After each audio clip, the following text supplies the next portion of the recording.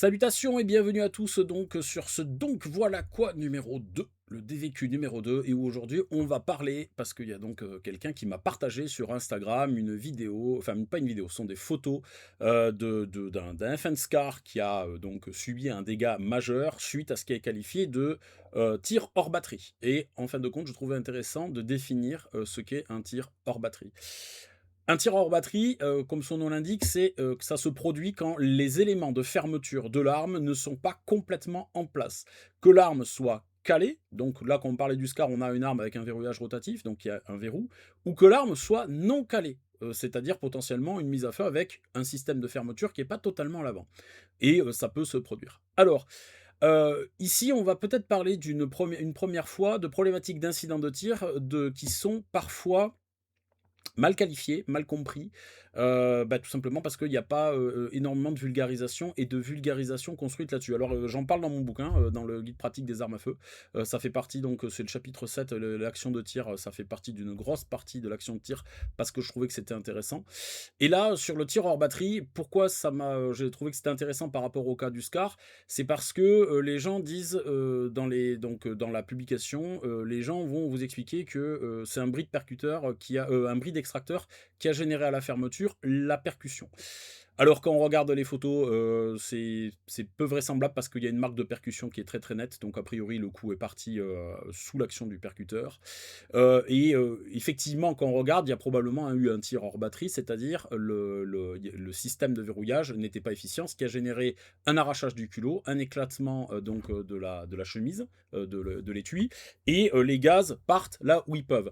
Et classiquement, les gaz partent là où ils peuvent, dans une arme qui est dotée d'un puits de chargeur et d'un chargeur, ça part par le chargeur, et le chargeur va généralement être éjecté, cassé, et on peut avoir, si le boîtier il est, on va dire, fragile, c'est-à-dire, alors, la fragilité est une notion relative, on y reviendra si vous voulez, mais on ne va pas le faire maintenant pour pas trop s'éloigner.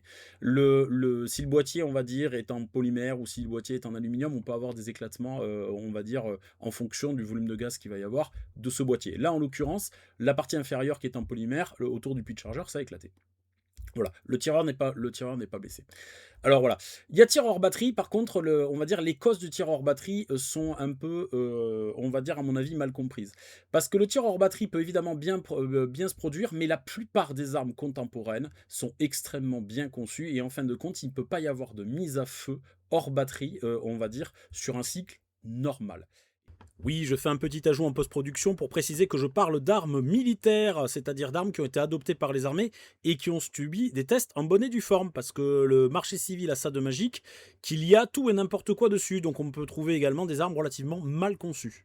Là, par exemple, sur l'arme en question, j'aurais tendance à penser que ce qui s'est passé, c'est qu'il y a eu un raté de percussion, qu'il y a eu un tape-rack, et que pendant ce tape-rack, il y a eu un long feu. Je pense que c'est ça l'idée, sachant que les longs feux, c'est pas un mythe, ça arrive, et que il y a munitions et munitions, et que toutes les munitions ne se valent pas, et que les munitions militaires sont généralement de qualité et de fiabilité bien supérieures aux munitions civiles. Et là, bien évidemment, je vous le donne dans le mille, ce Fenskar, il tirait une munition civile qui était marquée 308, je sais plus la marque, bon, c'est pas le but de l'opération. Ça se trouve, en plus, ça, c'est toujours pareil. On n'a que très peu d'informations par rapport à cette publication Instagram. On n'a pas l'origine de la munition, on ne sait pas si elle a été rechargée ou pas. Bref, on peut avoir tout un tas de problèmes qui expliquent ce tir hors batterie. Donc voilà, là où je voulais en venir avec ce problème de tir hors batterie dans le cas présent, c'est sur la problématique de la résolution des incidents de tir. Là, avec les éléments qui m'ont été partagés, c'est-à-dire finalement pas grand-chose, hein, c'est la seule chose, on va dire, qui est relativement concrète, ce sont les photos qui présentent une douille avec une marque de percussion, très clairement. À mon avis, ce qui s'est produit, mais il peut y avoir d'autres éléments et il faudra avoir plus de choses pour l'analyser et formuler une véritable expertise. Là, ce n'est qu'un premier avis, ce que je formule. À mon avis, il y a eu chambrage de la munition, correct chambrage, percussion, et pas de départ de coup. La personne ayant probablement tenté de résoudre l'incident de tir rapidement a généré une ouverture du mécanisme et ce départ a eu lieu, le départ de coup, donc la déflagration a eu lieu quand il y a eu un déverrouillage, ce qui explique les choses. Là où je veux en venir, c'est la résolution des incidents de tir, en fin de compte, doit être quelque chose de fait de manière consciencieuse. Comme je le disais précédemment, tout simplement, Les armes à feu contemporaines, pour la plupart d'entre elles, sont extrêmement bien conçues d'un point de vue sécuritaire. Alors je différencie sûreté et sécurité. Une fois de plus, c'est un problème de langage, donc je vais définir mon utilisation des mots. Je ne suis pas en train de dire que c'est la norme, etc. C'est mon utilisation des mots, je l'utilise comme ça pour que les gens comprennent bien. La sûreté, c'est un élément mécanique qui va être commandé par la volonté du tireur. Donc c'est quelque chose généralement qui est manuel, qui requiert une action consciente. Il y a des choses qui ne sont pas des actions conscientes. La pédale de sûreté du Colt, de la pédale, qui est qualifiée souvent de sûreté de Colt 1911, à mon sens, relève plus de la sécurité que de la sûreté. Par contre, le levier, c'est une sûreté. Lorsque vous attrapez un Colt 1911, vous n'avez pas d'autre choix que d'appuyer sur cette pédale. Donc c'est quelque chose qui se fait automatiquement. Je vais qualifier ça plutôt de sécurité. Donc ces armes modernes, d'un point de vue sécuritaire, sont généralement bien conçues. Et dans le cas du SCAR, on a quelque chose de très particulier, c'est que le percuteur, comme sur un AR-15, comme sur un G36, comme sur un 416, comme sur beaucoup d'armes en fait qui ont repris certains éléments de dessin de l'AR-15, vu que l'AR-15 a popularisé ça, on ne peut pas lui enlever. Le percuteur est attelé non pas à la culasse, mais au transporteur de culasse. Ce qui veut dire que le percuteur ne peut accéder à la cuvette de tir que lorsque la culasse s'est télescopée dans le transporteur de culasse.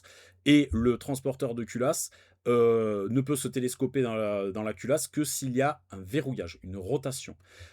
Je me permets ici un nouvel petit insert en post-production pour illustrer le propos, avec des images extraites du jeu World of Gun, qui est un excellent vecteur d'apprentissage, même si comme tous les vecteurs d'apprentissage, il n'est pas parfait et demande à être recoupé avec d'autres trucs, mais c'est quand même un excellent vecteur, donc n'hésitez pas à y jouer. Il n'y a pas de souci là-dessus.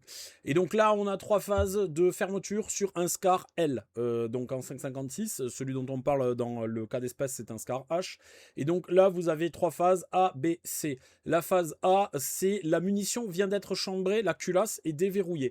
Si vous faites attention à la position du percuteur en vert par rapport à la position de la goupille de rétention de percuteur en bleu qui fait office de butée, on constate que le percuteur est entravé par la goupille de rétention de percuteur et qu'il ne peut pas accéder vers l'avant. Donc à ce stade-là, on ne peut pas avoir de percussion parce que le percuteur est simplement pas assez long.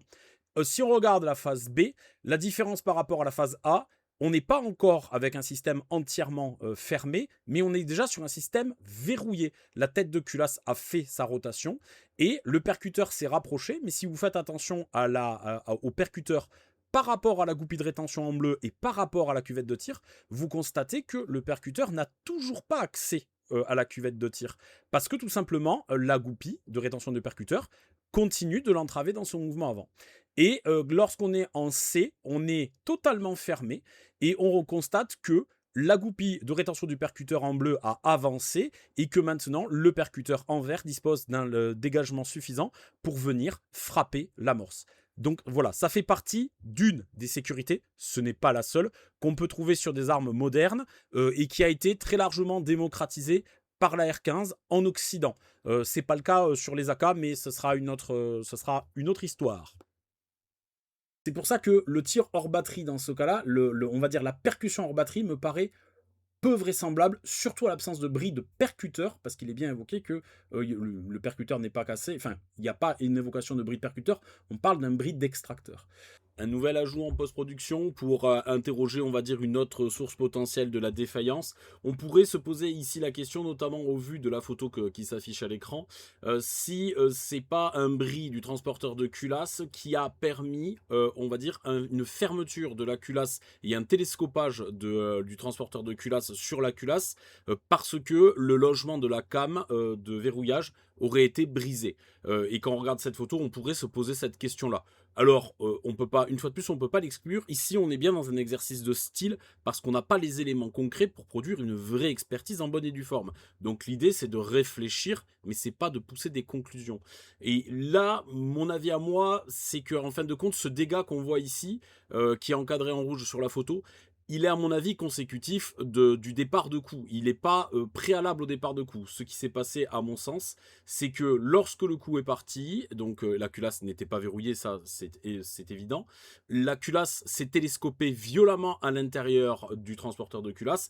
Ce faisant, la came de déverrouillage, qui est extrêmement dure, a agi comme un coin sur le transporteur de culasse, sur le chemin de cam qu'il y a à l'intérieur du transporteur de culasse. Et ça a produit quoi? Ben, ça a produit ce qui se passe quand on va enfoncer un coin dans du bois. Ça a provoqué l'éclatement du transporteur de culasse et donc l'expulsion en tout. Voilà. Une fois encore, ici, le but, c'est pas de donner la vérité technique sur ce cas précis, c'est de réfléchir autour de ce cas. Donc voilà. Et donc sur la résolution des incidents de tir, je comprends très bien la nécessité pour un professionnel d'avoir une résolution d'incident de tir rapide pour retrouver son arme immédiatement opérationnelle, parce que son arme est une assurance vie pour lui et pour ses collègues. Donc l'utilisation des méthodes on va dire, de résolution d'incidents de tir rapide, quelles qu'elles soient, sont bien dans un contexte professionnel, opérationnel. Par contre, à l'entraînement, ça me dérange déjà beaucoup plus. Sauf si on provoque l'incident de tir par l'introduction d'une munition inerte au milieu d'un chargeur. Et dont le but de l'opération, c'est de travailler justement sa résolution d'incident de tir. Parce que normalement, avec une arme correctement entretenue, ce type d'incident de tir ne devrait pas se produire à l'entraînement si vous utilisez des bonnes armes et des bonnes munitions. Donc si vous avez un incident de tir, c'est qu'il y a un problème. Et en fin de compte, ce qui importe, c'est de comprendre ce problème. Le fait de faire une résolution rapide de cet incident de tir ne va pas vous aider à comprendre l'origine du problème. Et en plus de ça, c'est un problème sécuritaire. Quand vous avez une percussion et que vous n'avez pas départ de coup, il faut attendre. Certaines institutions vont dire qu'il faut attendre jusqu'à 2 minutes en tenant l'arme dans la direction de la butte de tir pour éviter, on va dire, un départ inopiné lors d'un désépaulement. Mais il faut attendre. Et après, il faut analyser. Alors, analyser, on peut le faire de suite, c'est-à-dire ne serait-ce qu'en regardant l'arme, sans nécessairement désépauler, et surtout, sans nécessairement vagabonder avec son canon. On va essayer de comprendre, parce qu'il y a des incidents de tir qui, effectivement, quand ils sont analysés comme étant la présence d'un corps étranger dans l'arme, typiquement, je pense à une douille qui ne s'est pas éjectée. Oui, on pourrait revenir sur la question douille et tui, mais ça ne sera pas le sujet. Si ça vous intéresse, vous me posez la question en commentaire et on la traitera. Voilà. Si on voit effectivement qu'il y a ce que les Américains appellent un stovepipe, c'est-à-dire une douille qui est coincée en travers, effectivement, on sait qu'il y a la présence d'un corps étranger, on n'est pas obligé d'attendre. Mais si quand on regarde son arme, on voit que son arme, elle est intégralement bien fermée, les mécanismes sont en position, c'est qu'il y a une défaillance de la munition et que cette défaillance de la munition est potentiellement un long feu, donc il y a potentiellement un danger. Donc il faut attendre. Ensuite, il faut essayer de comprendre, à l'issue de cette attente, d'où vient l'origine de la panne. Et là, bon, je ne vais pas vous faire parce que la vidéo va commencer à être très longue. Il peut y avoir plein d'origines. Ça peut être une défaillance mécanique, ça peut être donc une défaillance mécanique, ça peut être par exemple un ressort qui s'affaiblit, ça peut être de l'encrassement, ça peut être un bris de percuteur, etc. Mais le but de l'opération, c'est normalement à l'issue de la résolution de l'incident de tir, vous devez avoir une première idée de d'où ça vient. Et soit il y a besoin d'une action corrective pour éviter que ça se reproduise au sein de l'entraînement. Cette action corrective, ça peut être un nettoyage, hein, parce qu'on peut avoir des problématiques liées à de l'encrassement, bien évidemment. Mais ça peut être une défaillance mécanique. Et si c'est une défaillance mécanique, il faut savoir à un moment donné arrêter la séance de tir et se dire l'arme, il faut la réparer. Parce que les armes, c'est comme les voitures, il y a un moment donné, il faut les réparer. Un dernier petit insert en post-production pour ajouter qu'au cours de ma carrière, à plusieurs reprises, j'ai déjà vu des cas où des incidents de tir qui ont été résolus par des méthodes de résolution rapide à l'entraînement se sont transformés en accidents avec destruction de l'arme et parfois même blessure fort heureusement légère du tireur. Pourquoi ? Tout simplement parce que l'arme se met à dysfonctionner quand elle commence à s'abîmer, généralement. C'est pas toujours le cas, mais il peut y avoir des signes avant-coureurs. Et parmi ces signes avant-coureurs, il peut y avoir tout simplement des enrayages. Donc, forcer la fermeture du mécanisme et forcer jusqu'à que ça fonctionne, ça peut se traduire par l'éclatement de l'arme. Que ce soit une arme de poing ou que ce soit une arme d'épaule. J'ai vu les deux cas. Voilà. Donc, ici aussi, méfiance. Donc voilà. C'est là que je voulais en venir avec cette question-là. On va pas aller très plus loin là-dessus parce qu'on pourrait parler de tout un tas de cas d'incidents de tir. S'il y en a qui vous intéressent plus particulièrement, vous n'hésitez pas à vous les poser en commentaire. Et donc voilà quoi.